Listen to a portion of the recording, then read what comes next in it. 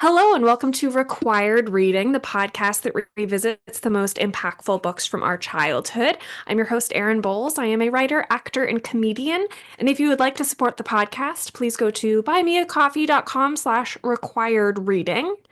Our guest today is Darrin Simpson. He is an educator with more than 25 years of experience teaching and working with students in Idaho, Indiana, and Massachusetts. He lives in Boston with his wife, Jennifer. They have five grown children and five perfect grandchildren. And Darrin enjoys walking along the harbor, cheering for the Celtics and Red Sox, and writing contemporary middle grade fiction. He received his PhD in education from the University of Idaho. My childhood friend Trish Franks, who was just on the show, introduced us, and I'm so glad to have you here. Hello. Hello, I'm really grateful to be here. And you read that little bio perfectly, right? Oh, thank you. They are what they. So, our book today is such a staple. I can't believe it's taken us this long to get to. Roald Dahl's Charlie and the Chocolate Factory from 1964. What's your story with this book? How did it come into your life? So first, I love the premise of the podcast. I've listened to a bunch of the episodes. It's really fun, and just the prompt that you have of a book pre-high school that meant something to you was a great exercise for me. So it kind of took me on a spin of. So I read several, right, in this trying to kind of pinpoint one. And I remember thinking this was probably one of the first books I remember being read to me when I was Oh, in grade two or three, right? So as an elementary school kid, and that I was liked it enough that I wanted to revisit it and read it again. As someone not only born in the 1900s, but deeper into the 1900s, I had to think back on that book. And so I don't have a ton of memories of my first go around with it, but it's one of those that I think I would say is probably still 60 plus years later in the zeitgeist. Everybody has kind of had some familiarity with it. And I looked through your previous episodes and I was like, no one has a Roald Dahl. I yeah. lent to picking this one as well. Yeah, I had, it has this cultural presence, like you said. I watched, the Gene Wilder film when I was young. I watched the Johnny Depp film, I think when it came out, but I had never read it before. I don't know if I had ever read any Roald Dahl. Yeah, what a surprise. I know I loved the animated James and the Giant Peach. I loved that movie when I was younger. But yeah, he's this huge cultural figure that somehow I had only, I mean, I was a film and television kid much more than I was a book kid. And that's, I ended up in the right place. But it was so nice to finally like dig in and see, yeah, the source material, the original text. Which is interesting you mentioned that about because I think it's almost impossible for anyone to think about this one particularly without thinking about the Gene Wilder film. And what's interesting that I have found even my own children, some of which are now 30, that they don't really completely understand the media desert that we lived in when I was very young. Mm. And there were only a handful of these kind of like iconic films that you saw every year. Television would have these big things where, like, every year at Easter, it was the Ten Commandments, and every year The Wizard of Oz played at one time. This was one of those. Yeah. Around Christmas time, that Gene Wilder film would play again and again. And so that was one that even though I was very young when I was a baby, like an infant when the film came out, it was still a film that was like super important to my childhood because it was one of the only ones you saw again and again. So like The Right. Wizard of Oz, like this, Sound of Music you would watch with your mother again because you had to, right? But you wouldn't, Right. I wasn't like super like, woohoo, this is the Sound of Music. Right. But this one, you like, it's even hard to explain to like super younger people now what it was like to wait all year to revisit something that you had a good experience with and that you knew would only come back. You know what I mean? On that. Yeah, like once a year. Yeah. And so it's I Yeah, think it's possible to separate the book from that Gene Wilder film, that first film out. absolutely. I've only seen it, a handful of times, but that, I mean, pure imagination and that whole sequence it's indelible, it's part of it. And I think you comparing it, I mean, obviously they're very similar, but with Wizard of Oz, there is something just about the production design and the visuals that feels like that first entrance into Munchkin Land that has those sort of Technicolor landscape. Yeah. Yeah, with big sets, larger than life, and a fantasy element. And probably, to be fair, the film does more of that than the book. The book Mm, it's that picture at one level, but the film almost seems to like really run with that, that we wanted that initial mm. into the factory to look, yeah, Wizard of Oz-esque, right? Like almost Yeah. Munchkinland-esque. Sure. That's a great comparison. Yeah. I was so fascinated by, I felt like more than anything, this was a story really about location and about the sort of mystery and wonder of this factory where everything seems possible. Actually, in my little bits of research, when Roald Dahl was in maybe middle school, Cadbury would send test packages to their school. And this was, I think, in the 20s.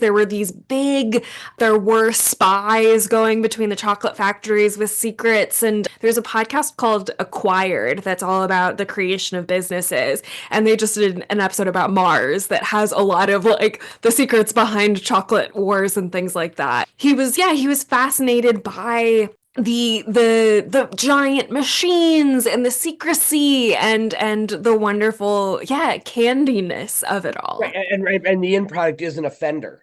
I mean, the end product Right. is also the thing that we all have this association with chocolate. And he actually worked, I think, for a bit in a chocolate factory.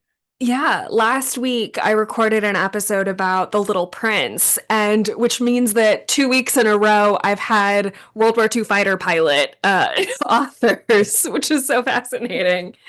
At one point, Roald Dahl gets injured and it crash lands and gets a head injury, which he sort of jokingly credits as like, I was not a writer at all before then, but I got this head injury and I was suddenly a creative genius. And he's sent to DC as a sort of a British ambassador. And he said that his job was to help Churchill get along with FDR so that they could sort of stand each other.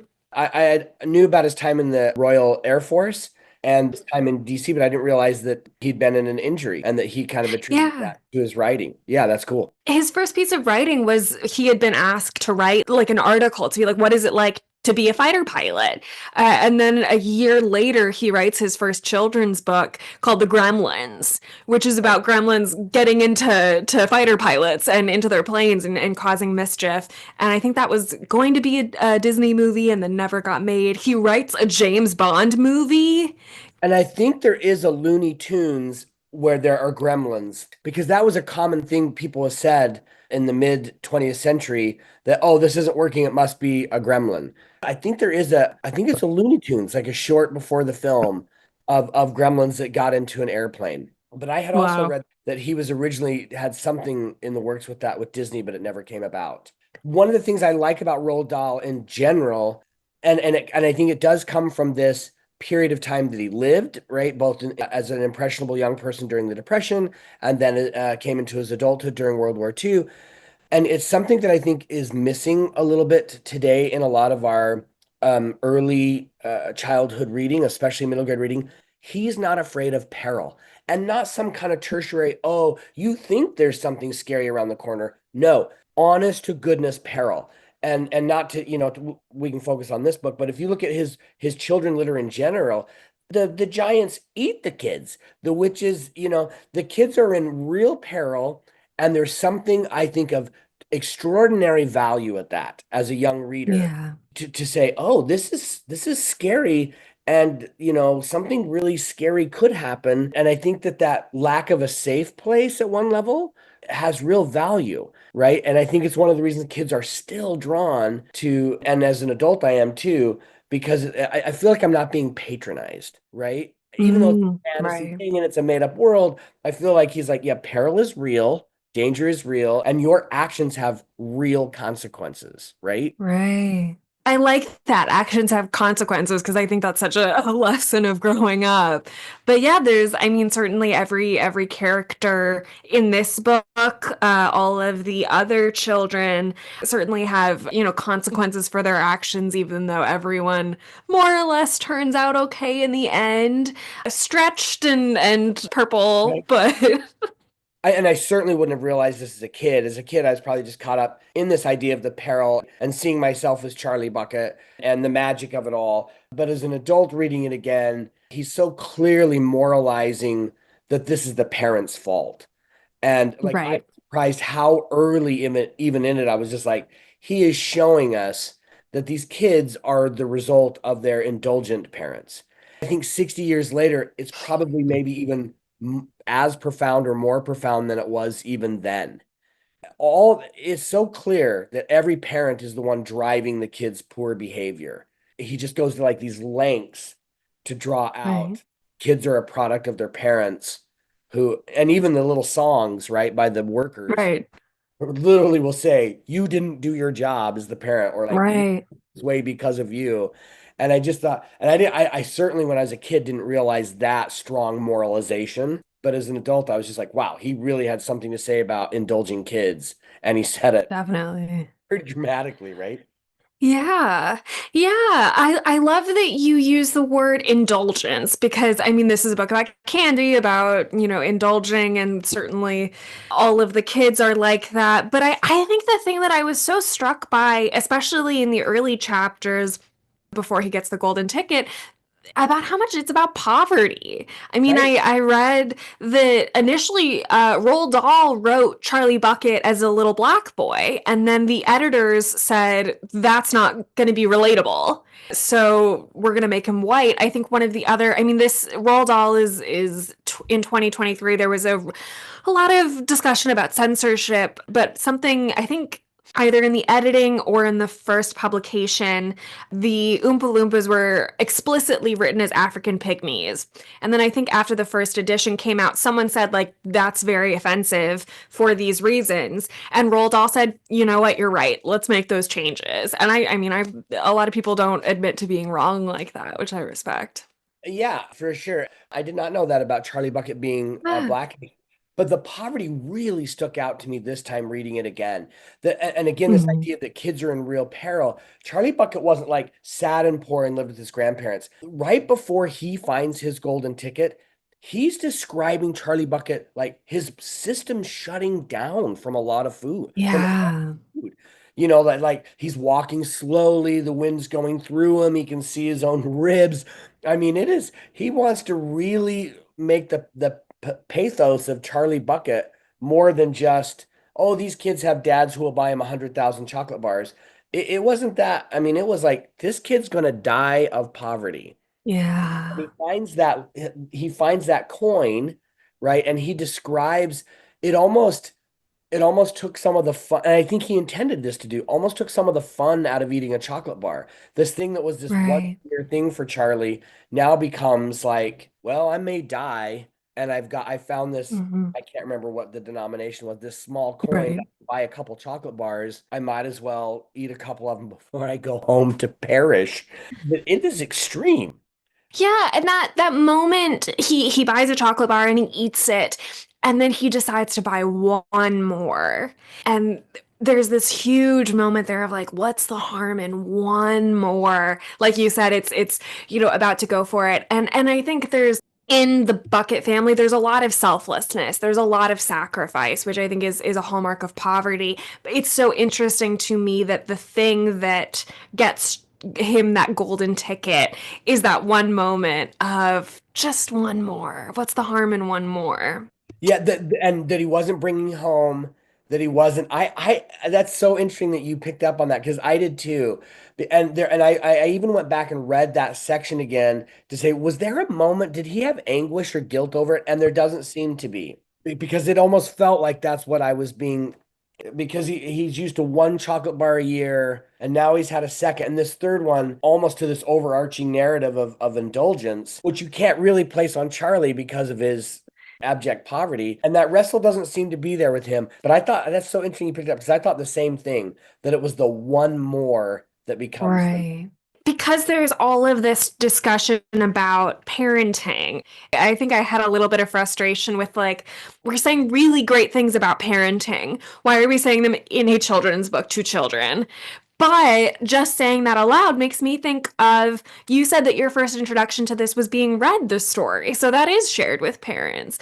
I mean, that's just occurring to me now. Yeah. So now you've breached into one of my overall frustrations with children's literature, right? Is that it is literature, it's great literature, and some of it is really written specifically to appeal to kids where they're at the moment, right? And no critique. Right. Like Diary of a Wimpy Kid, you know what I mean? This is really, you're capturing this moment. But a lot of it, I think the authors just use the protagonist of that age to show coming of age that is emotionally resonant with all of us. And I one of Mhm. my frustrations I have in the larger literary community is sometimes their dismissal of children's literature as almost like right the tricks rabbit. Oh, silly, silly adult.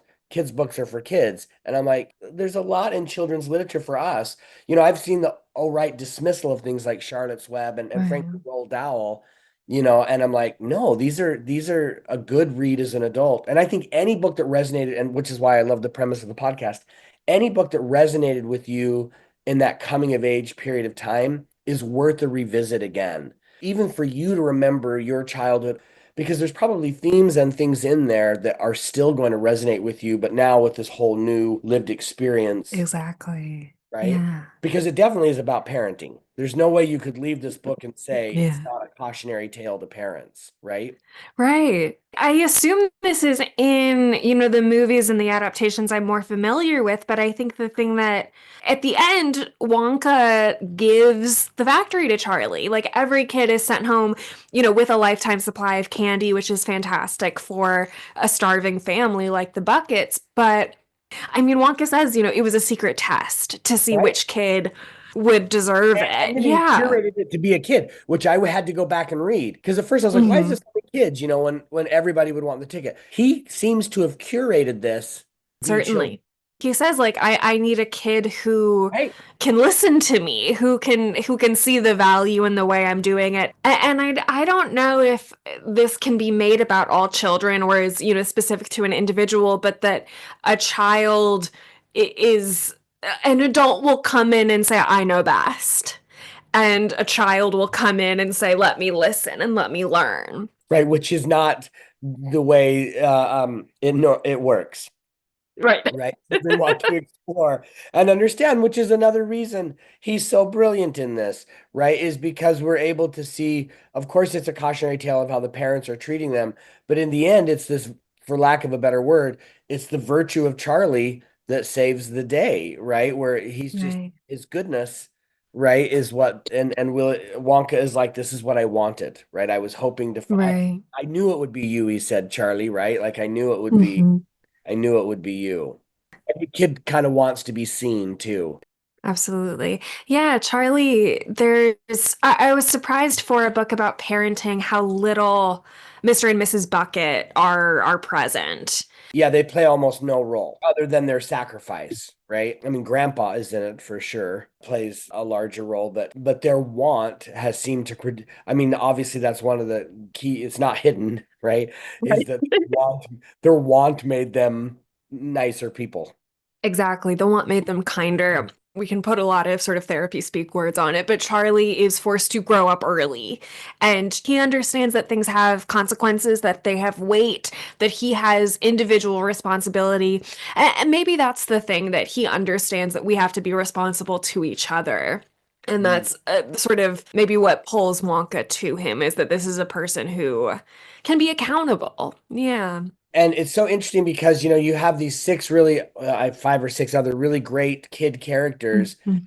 And again, I mean, we're talking about this is quite a period of time. It's 60 years now since he wrote it. And yet you can just kind of see these caricatures of a lot of how media defines children still Mm. 60 years later, right? And there's some stuff is not as sensitive as it would be in 2024 with like Augusta Gloop Mhm. and whatnot.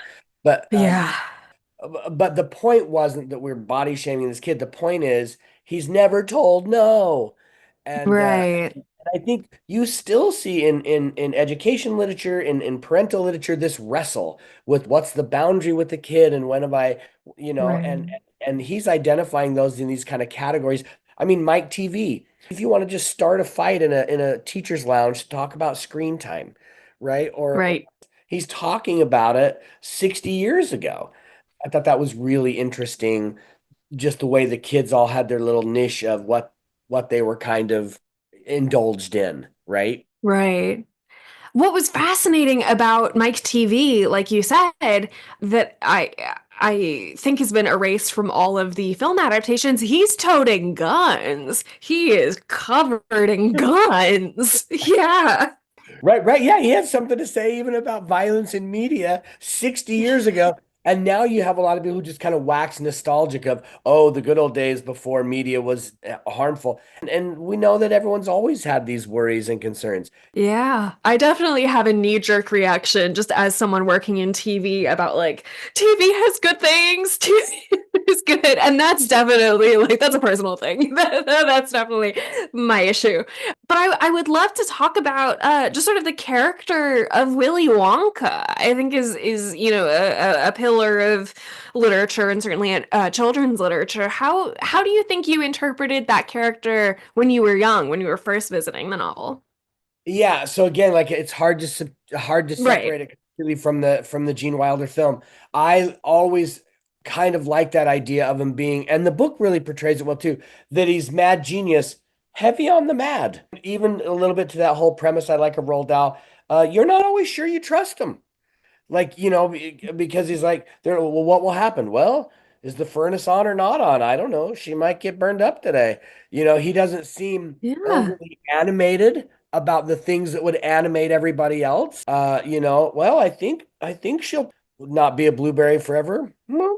Because what matters the most to him is this genius thing that's going on with the inventions. And so Right. I think we shouldn't develop him to where he's some kind of like Mm. gravitas Gandalf genius. I don't think Right. I don't think that was Roald Dahl's intent. I think we're supposed to feel like we're a little bit teetering Hmm. on his mad genius of, he's clearly benevolent, right? He likes Charlie. He wanted it to go to someone who he thought had a good moral standing, but he's also not afraid to send a kid out Yeah. too, right? And so Yeah. but I didn't love that. I think it was 2005. That was the one Right. I didn't love that depiction because he was only kind of weird. Like only Yeah. there never seemed to be any of that for a reason. It just was quirky, Yes. I and love so that. yeah. So I remember really falling in love with Charlie Bucket in that adaptation, but kind of like Wonka. Whereas Gene Yeah. Wilder, even in that opening scene where he does that tumble, you're like, Yes. What? You're just never quite sure you trusted him. Definitely. I mean, I don't know if you can really find a better actor for that role than Gene Wilder. And I think something he does so wonderfully there is that sinisterness. Like that is that hallmark of Roald Dahl, that he's always a little frightening. And I think with Johnny Depp, it's like, no, this is just unsettling. I'm just uncomfortable. Yeah, that's I think that's a perfect way of saying it. It goes back to that idea again of that kids are in peril, right? And not to stray too much from this particular piece, but Matilda is in peril. James and the Giant Peach is in peril. The kid with the BFG, right? They're really there's a danger there. It's pretty clear reading it again as an adult that we're just going to tick off these kids, right? One by one, they're going to Right. have met their end. And yet all through it, he's kind of maybe ambivalent is too strong, but he certainly isn't Hmm. alarmed. And he is not alarmed. He may be somewhere Right. between passe and almost giddy that it's happening to him, but he certainly isn't ever worried too much. Yeah. Yeah, there's a line, I think, right at the end where all of the other kids are exiting the factory, and he's like, "Oh, they left him on the taffy machine for a little bit too long, but that's okay." And I think actually Roald Dahl was extremely tall, and that was sort of something that stuck with him throughout his life. And I think the BFG might be loosely based on how very tall he was. Yeah. Oh, that's cool. That's a great insight. I didn't know. He's got all these really fun ideas for different candies and such, but there was one that struck me for very obvious reasons, but that there is a candy that is a full meal. And I don't Right. think they explicitly say it, but like about the fullness of it, the nutritional value. But what a revelation for a kid like Charlie to have, this little like magic pill almost that would save his whole family. Yeah, or at least give them some kind of satiation, right? That they would feel like Yeah. they were eating something. He definitely was wanting us all to explore all the possibilities with all of the different inventions. And that's again, I think to this what creates it, why one of the reasons it lives on. Because I don't feel like Mhm. anybody, even it's very short. It's like 20,000 words or something, Very. but it opens enough magical doors that I think anyone feels like they could explore it because just even in that brief narrative, there's so many of these like this everything gum that's the whole meal that it just kind of Mhm. unlocks our imagination to allow us to that there are no limits to what could be created. Absolutely. I think that's definitely a hallmark of successful media is that it has all the potentials for spin-offs and sequels and every little idea and invention in here you want to create a whole story behind and explore and what made Wonka think of that on this day. And I wish we knew a little bit more about Wonka. I don't need his backstory, but a few more little details. Yeah. And I remember I read the second one, Charlie and the Glass Elevator. I didn't read it this time for this, but I remember reading it as a kid, and I don't remember what happens. And I was surprised when in reading this time, reading about him, that he had a third one in mind, but just never got to it. That he had Oh, wanted. wow. So I'm assuming we would have got more Willy Wonka in those. I've forgotten whether we get more of it in the Charlie and the Glass Elevator. It's interesting to think, I mean, we're both writers, that you always put pieces of yourself into the final product, into every little character. And I think it's natural to put yourself in the shoes of the protagonist, especially in a children's novel. But I really think Dahl sees himself as a Wonka. I know that for a book about poverty, he was not poor. I think his father died when he was 4 or 5 and got like 8 million pounds or something in inheritance. It's a really great insight. He must have seen himself more in the lens of Wonka. The other thing that's interesting to me is that Wonka doesn't do the moralizing, right?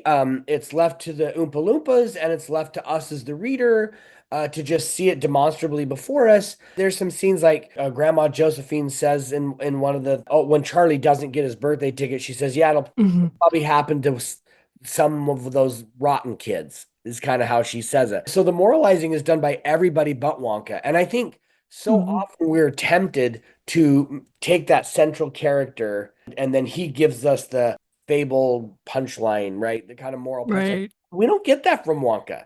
It's from everyone else around, and it's I think just clear to us as we've journeyed through it. And Charlie doesn't do it. Charlie doesn't go, "I'm glad I'm a good little boy." You know what I mean? He Right. just sees the shenanigans that ensue and gets the lesson that we all do. And I think that's interesting that Roald Dahl didn't tie him up. You know what I mean? Right. No, I don't mean tie him up like constrain him, but he didn't like put a nice bow on Willy Wonka. And then Willy Right. Wonka says, "And see, Charlie, Right. if you're a knucklehead, you don't get things." You know, he doesn't have to do that because even then, the motivation seems to be for Wonka the factory, right? You're Right. the guy to move my legacy forward, right? As Right. opposed to don't be those kids. It's about the affirmative approach at what he wants going forward, as opposed to those distraction things that didn't get him to his end. Right. Wonka is much more focused on himself. Maybe not selfish but he's the, kids misbehaving. That's a parent's job. And sort of like, well, and that's his sort of flippant attitude towards these kids, getting sucked into this or that. Like, that's not Yeah. my job. I'm not concerned with children being rude or not because that rudeness will meet its own end. Yeah, in fact, the most animated he gets, as I went back and looked, is at Augusta because he didn't want to mess up the chocolate. Like the others, he's like, "Don't do that. It won't be good for you." You know what I mean? Mhm. Whatever. But Augusta, he's like, "Hey, you'll mess up my." It has to be mixed by waterfall. That's the only way, you dope. And so don't mess up my chocolate. I thought was super interesting. So I've got a question for you, if you don't mind. Yeah. having never read a Roald Dahl, but having had experience with media portrayals of it, what surprised you about it? Like what as you read it that you were like, oh, I didn't know it would be X. Yeah, I think everything about the parents and the children. I think when I had experienced this media as a kid, I was just sort of like, these kids are annoying. And that was sort of it. So I think it's so intelligent and so masterful and also feels so obvious that children's media should also speak to adults. That feels like it shouldn't be a revelation, but it is. And I think that's something that kind of surprised me and maybe frustrated me a little bit is that I felt like for the middle third of it, Charlie to me really kind of dropped out. And he sort of seemed to be defined by the antithesis. He's not defined necessarily by his actions, but by his inactions and the actions of those around him. Yeah. Super interesting because I want to make sure I'm following your thread. I would say you would say the first part of the book, we're focused on Charlie's poverty. And then when he gets the ticket, we kind of lose a little bit of Charlie's first person narrative when we're touring the factory because we're Right. showing the knuckleheadery of these other kids, which I think again, in our world, we always have gatekeepers with children's literature, right? There's a school librarian, Mhm. a public librarian, a parent, right? Kids don't have access to a lot of media literature on their own, right? They have Hmm. more access to what's on television in some level than they do to their own literature, if that makes sense, right? Because sure, Yeah. they've got a big library, but only what the librarian put in there, right? Because they don't have the access to acquire the media themselves. One of the things that's unfortunate maybe about that is we really are careful that the kids aren't put in any kind of dangerous circumstance or whatever. Like I can even hear agents and things that have talked to me about my own work. They'll be like, well, the kid's not driving the story here. And at one point I want to say, well, why should they? Like, do Right. you know what I'm saying?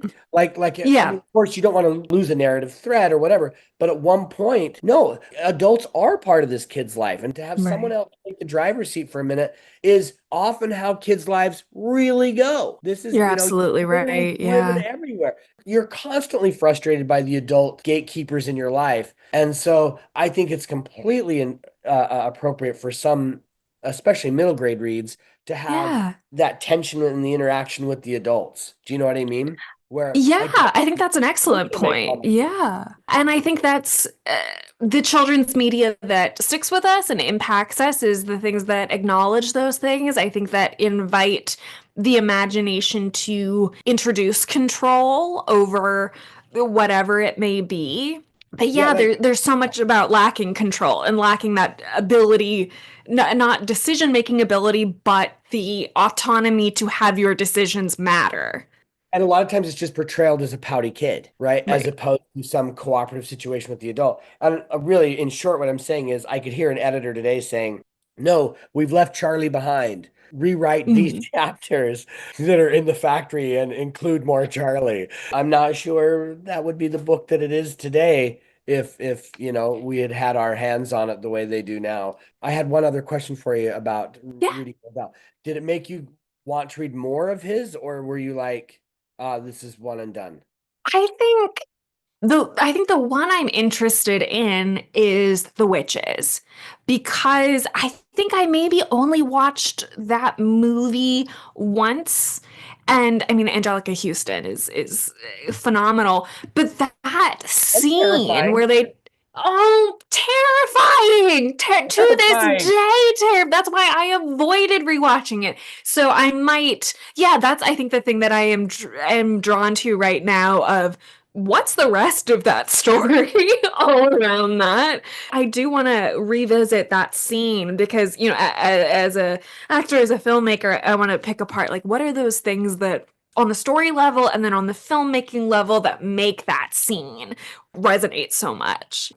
Yeah, I think then you would appreciate the same. Like, so I had not read Charlie again for a long time, but I think maybe 4 or 5 years ago, when I was more serious about my own middle grade reading, I went back and read a bunch of Roald Dahl. And then I was reading Harry Potter again, and I was struck by how much the first pre-Hogwarts in the Sorcerer's Stone Oh, could have been a Roald Dahl book. Kid in the you're right. cupboard. I mean, over the top. You know what I mean? Lives in the cupboard. They're mean to him. And then he realizes at that outing when the glass goes away, there's something about me. I mean, I was reading it having just kind of freshly read a bunch of the Roald Dahl, like Mhm. Matilda and some of the others. I was just like, oh my gosh, I can't imagine that Rowling didn't have some of that influence in her head when she wrote, because you don't get it as much in the others. But that first one, it felt like I could have reading any of these Roald Dahl books, that Right. few chapters of Sorcerer's Stone, which I had never Yeah. seen that before. You know, I had read it a bunch with my kids and read it myself a couple Mhm. times. But this last time after I'd read some Roald Dahl again, I was just like, oh my gosh, building on this legacy. And Harry Potter's real peril. Exactly. Talking about gatekeeping, talking about, what our children should and shouldn't access. There are definitely kids who are dealing with poverty, hunger, child abuse. And so I think we want often media and literature to be escapist, but I think the media that works the best is the things that say, like, your life is real. And I think also the thing with you're talking about Harry, and there's this thing that's different in me. And I think you mentioned this earlier with Charlie. You want so badly as a kid for someone to single you out and say you are special. And that's first with the tickets, and then with Wonka saying you are the one I choose because of your virtues. Yeah. Yeah, of course, everybody wants that. I mean, and one of the reasons we engage in literature of any kind is to have empathy. I had a friend recently who said to me, it was this shocking thing. He's this really close friend. He said, well, I don't read any fiction. And I said, what? He said, yeah, I read a lot. I only read nonfiction because I want to spend my time on learning things, as if fiction was the antithesis of learning. And I didn't really offer a critique. I just was, he could tell I was kind of flabbergasted. Stunned. He then sent me an article a couple weeks later about the one of the main reasons we read fiction is to engender empathy. And Exactly. not only do we want a kid to see themselves portrayed, right? And I'm very grateful for the change in children's literature that is including more voices and more perspectives on what real kids live through. But we also want kids who are not living in that to see, oh, this is what this looks like. This is what it would be like Mhm. to be a kid who's just coming from India to the United States, or et cetera, et cetera. Fictional narratives do that for us. Fictional narratives give us Right. a window into somebody else's experience that allows us to have some understanding or empathy that we might not have in some other way. Even when they're fantastical, like Charlie. Uh, Yeah. But that you can, there's going to be kids who are Augustus Gloops and who are Violet Beauregards and Mike TVs who can come and read this and say, and not necessarily say, like, oh, I'm a bad kid, but to say, like, oh, there are other ways of life, even though they right? might. Yeah, but that there are other Right? experiences, and that though reading, like you're talking about engendering empathy, that reading about those experiences, you can say, like, oh, actually, I have a lot. I have a lot more than I realized. And to create that, yeah, gratitude and appreciation. Yeah, Yeah. for things that may not be your lived experience, right? Yeah. Yeah, having Yeah. never lived in a cupboard. Never. We had a big staircase and I would crawl underneath it as a kid for my alone time. It's obviously very Right. different. Other than we both, you live in LA and I live in Boston, so I imagine we both live in more cupboard area than we thought we Yes, would have, right? And certainly. what my mortgage is for now a cupboard-like space. Definitely. Oh my God. Yeah, I think something that surprised me is the infrastructure of the factory, that it just expands like under probably all of London. It's huge, the system. And you could just suspend reality with it, right?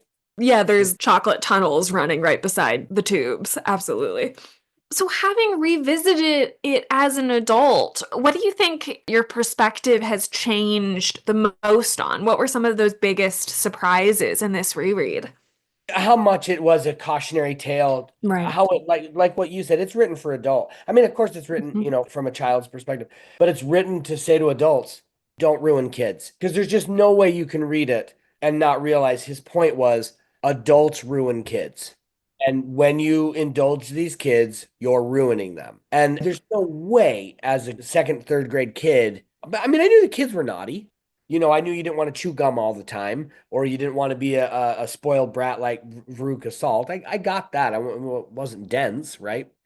But I didn't. But I didn't. I didn't realize how overtly he was saying it to adults. Was sure one of my takeaways now reading it again. And I was Mhm. surprised again. I was surprised this time how poor Charlie was. That he's not Yeah. being poor, but I remember him like not being able to walk, days away from maybe perishing. I thought, wow, that's Yeah. well, those are some of my initial hot takes, right? Yeah.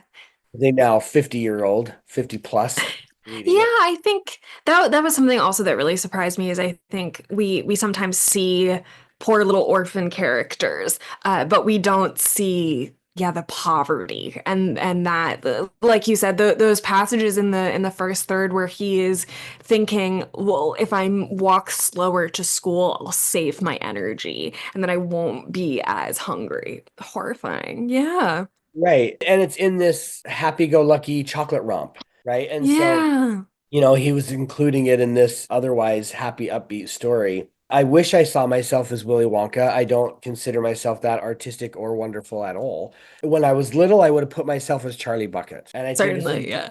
as an adult, I probably put myself in someone who has spent a lifetime trying not to raise one of the other five kids. Right. Just hoping that my kid isn't Mike TV. Although I will have to say the name Veruca Salt is one of my favorite names of anything ever. That's a phenomenal character name. It doesn't get much better than that. Yeah, I hope that when I am 94, I am saying yippee as much as Grandpa Joe is. That's a As great much as guy. Absolutely. I don't have any published, but I write picture books. And that's one of the things I was just at a conference where they were talking about, even in picture books, right, which are designed for pre-readers, Right, there's value in the kids seeing the main character in real danger. And that goes against some, right. they're afraid the parents won't like it, but they're like, no, there's psychological value Mhm. of the kids that seeing in the depiction of a kid in trouble. So I was like, oh, I was appreciative of that. Yeah. Well, I guess to the final question, would you consider this required reading? I think Roald Dahl is for sure. And I think this is as Mhm. good as any of what he's written. I mean, not who am I to, right? He's only sold 300 million copies, so he got something right. Um, uh, but I definitely think if you've not read Roald Dahl, which I am so glad you hadn't, and that now, I mean, not glad you hadn't, but so glad I could introduce you to it. Yeah. But I definitely think I think Roald Dahl is required reading. I think it will help you understand other things that you've probably already read. Definitely. It is such a huge cultural touchstone, absolutely, that has Right. without a doubt shaped how we look at children's literature and how we look at children and our relationships to children. Absolutely. For sure. Great. Well, this has been amazing. Thank you so much. Is there anything you would like to plug as we round out? I mean, of course, check out Ivy's Big Debate. Anything else?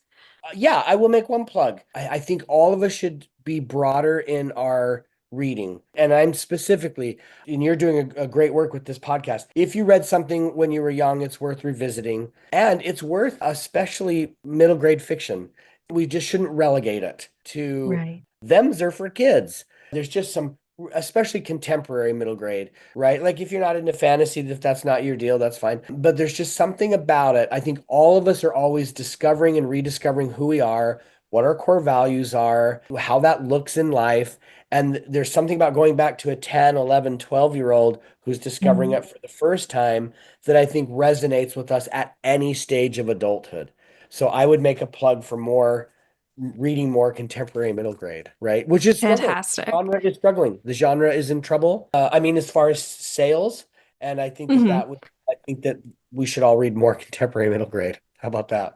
Yeah, absolutely. I didn't know that, and it's interesting to I think something that this podcast has really made me value is the transition. But yeah, going from picture books, elementary books to we covered the book Uglies a while ago, which I not a great book, not a fan, but not everyone is ready to jump straight into the Hunger Games. And so it's important to have a bridge to get there, certainly. Yeah, yeah, Yeah. absolutely. Okay, I shouldn't. We took a friend who had not read it, who we had all read it. We were like in this kind of family book group thing. He had no idea the premise. We took him to the first film. When they came into the cornucopia, he looked at me and he said, what's it going to happen? Like you thought that somehow it would end, that there would, and then he kind of left the theater and he was like, you all are bad people. He just Mm. and we had all had collectively were excited about this piece of art that he was like, I have no idea where you're coming from. Anyway, Yeah. Oh my gosh. Well, that's all I have. thank you for having me. Thanks for letting Of me, and thanks course. for giving me an opportunity to explore things that meant something to me back in the day. That's a great exercise. Oh, I'm so happy. Well, I'm going to end the recording. Thank you so much to Darrin. Next week we are doing The Host by Stephanie Meyer of Twilight. You know who Stephanie Meyer is. If you would like to support the podcast, please go to buymeacoffee.com/required reading. You can find me everywhere at Erin R. Bowles. What else is there? I think that's it. I am watching The Piano Lesson on Netflix today. Very good. But I haven't finished. All right, see you then.